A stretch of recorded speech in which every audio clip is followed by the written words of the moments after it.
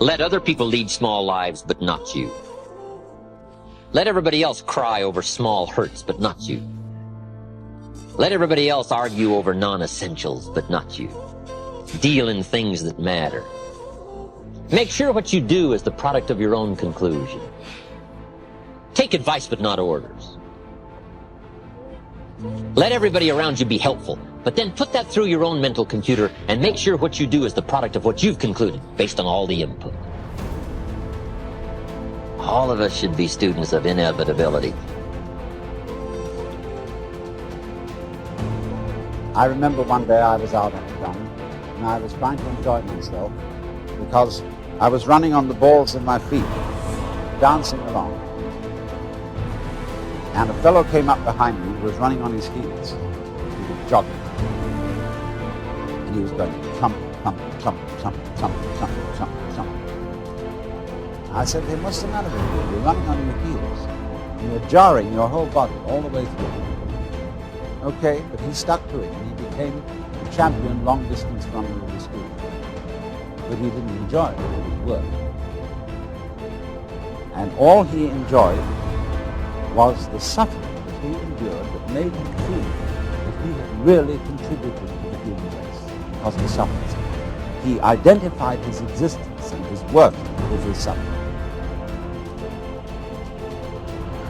Without kidding myself, if I keep up my current daily practices, where will it take me in 10 years without being disillusioned?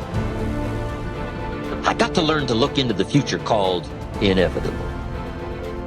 I don't want to just cross my fingers and walk the wrong road.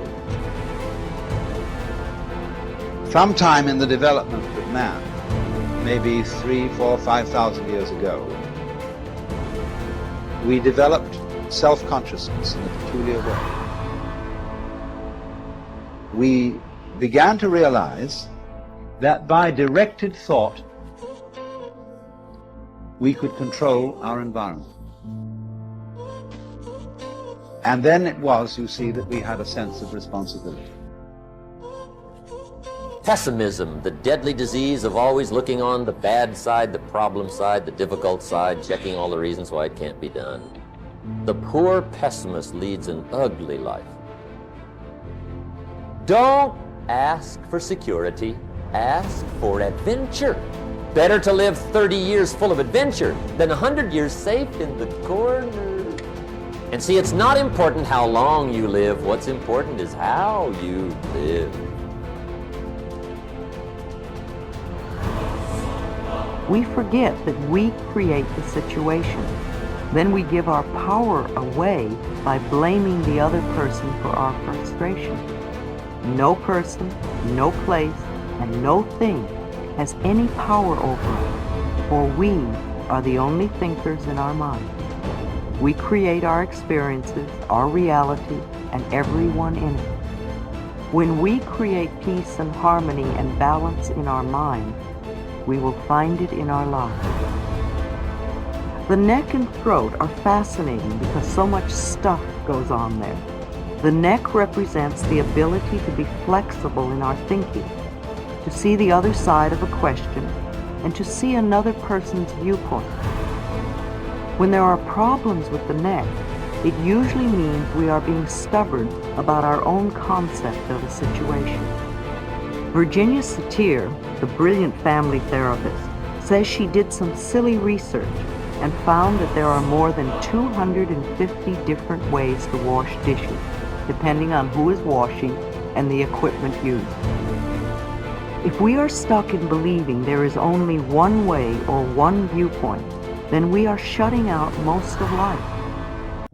The throat represents our ability to speak up for ourselves, to ask for what we want, to say I am, etc.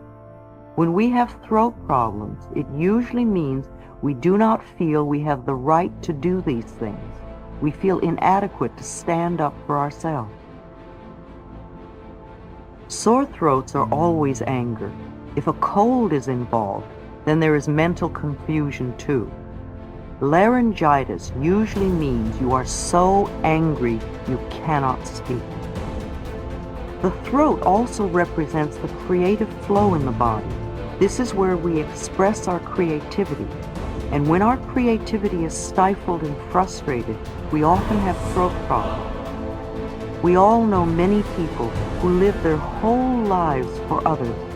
They never once get to do what they want to do. They are always pleasing mothers or fathers or spouses or lovers or bosses. Tonsillitis and thyroid problems are just frustrated creativity, not being able to do what you want to do. The energy center in the throat, the fifth chakra, is the place in the body where change takes place. When we are resisting change, or are in the middle of change, or are trying to change, we often have a lot of activity in our throats. Notice when you cough or when someone else coughs. What has just been said? What are we reacting to? Is it resistance and stubbornness? Or is it the process of change taking place? In a workshop, I use coughs as a tool for self-discovery.